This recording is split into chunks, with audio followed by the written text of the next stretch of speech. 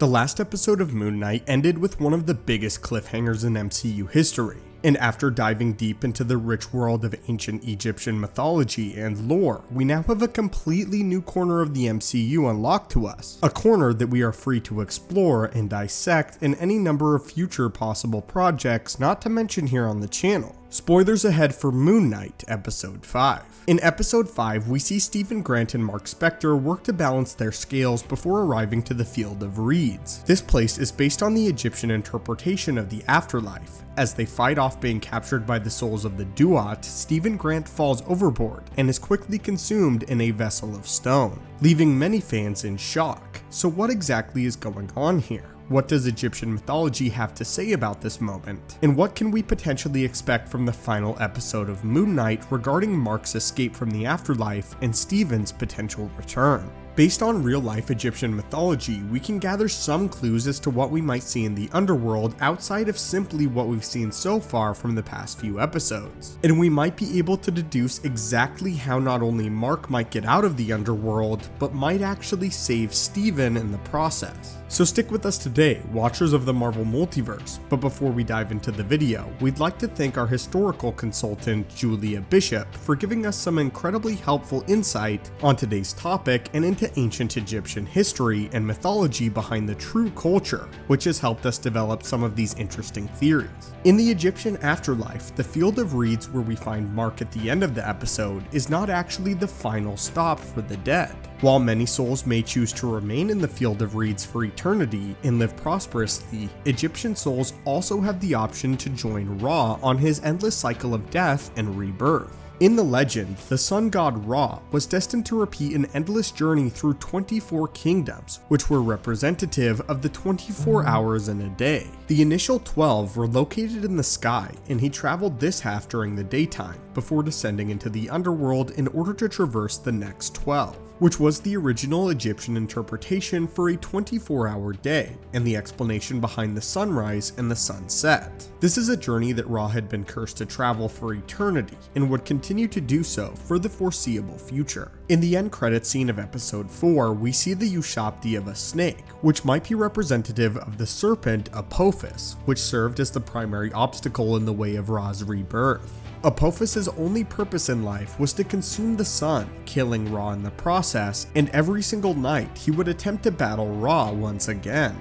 This could potentially hint that the doorway to rebirth might be unopposed if Apophis is truly imprisoned in stone, like we are led to believe given what happened to Khonshu, as the end credit scene dictates. One particularly interesting caveat to this theory though is that among the Ushabti there is a representation of both a ram and a Cabra beetle, which are the two sides of Ra, his life and his death, his morning and his afternoon form, leaving us to wonder if Ra too is imprisoned in stone and is unable to help. If Ra is imprisoned similar to Khonshu and Apophis, then we are left to wonder if he will ever be present to help escort Mark through the process of rebirth, or if Mark will have to figure it out for himself and traverse the 12 kingdoms of the night all alone. This seems to be the likeliest explanation as to how Mark can escape the underworld and is in line with the original Egyptian lore. While this is one particularly intriguing avenue for how Mark might escape, how can Stephen be expected to return from his second death in the Duat? Well, for this, there are a few explanations as well, some of which draw directly from Egyptian lore, while others center more predominantly around the MCU's logic, so let's explore both approaches. First, let's look at this problem through the lens of an ancient Egyptian historian, and see if there are any clues within actual Egyptian mythology that could offer us some insight.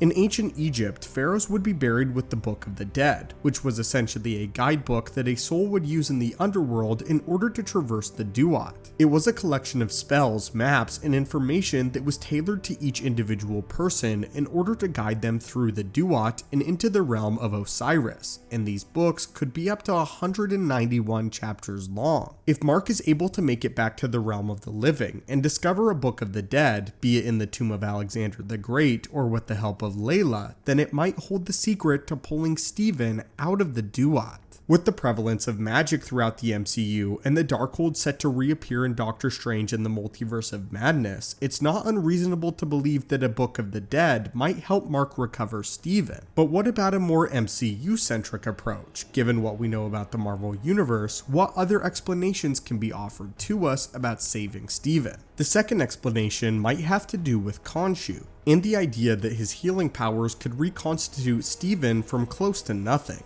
It's important to realize that according to Egyptian mythology, there are actually two distinct souls within each body, which would apply to both Mark and Steven in the case for a total of 4 different spirits. This is called the Ka, or the term that is used for energy that remains behind in the tomb of a pharaoh. This is the part of the pharaoh spirit that accepts offerings and oversees the remains of the pharaoh within the burial site.